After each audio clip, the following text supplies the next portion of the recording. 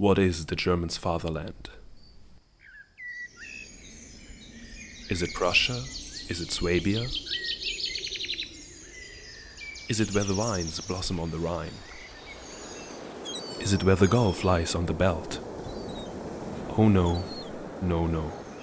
His fatherland must be greater. Ernst Moritz Arndt.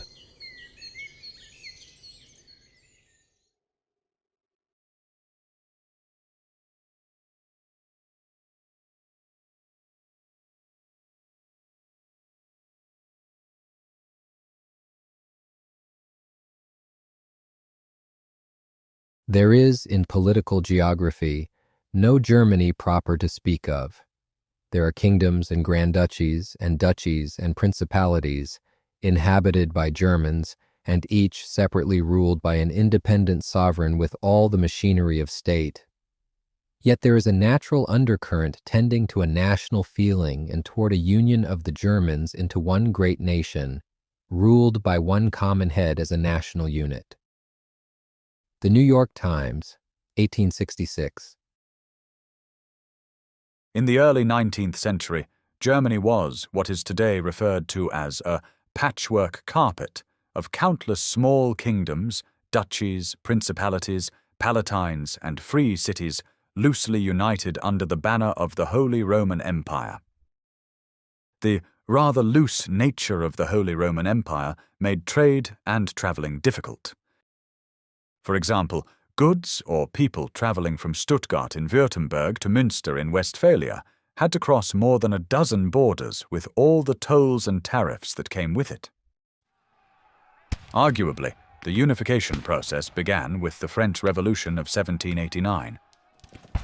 In the wake of the defeat of the Holy Roman Empire in the War of the First Coalition against revolutionary France, the empire ceded their territories west of the Rhine to the French Republic.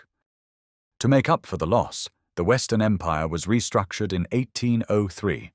Smaller states and territories formerly ruled by the clergy were given to the larger states. Thus, the number of German states was reduced from over 300 to just a few dozen. 2 years later, with Napoleon's armies marching across Europe, the balance of power was shaken up even further, as several states broke away from the Holy Roman Empire to ally themselves with the Emperor of the French. By then, Francis II saw the end of his empire coming. To not lose his title, he declared himself Emperor of Austria in 1804. In 1806, he abdicated as Holy Roman Emperor and released the German states from their obligations. Meanwhile, the rogue states had formed the Confederation of the Rhine, a confederation of client states, allied with France. By 1813, almost all of the German states except Prussia and Austria had either joined or been forced to join. However, by then, the tide of battle was turning against the French Empire. After the French were defeated in the Battle of Leipzig in November of 1813, the Confederation of the Rhine collapsed. With his quest for power, Napoleon had brought two things to Germany that were crucial for the development that would follow.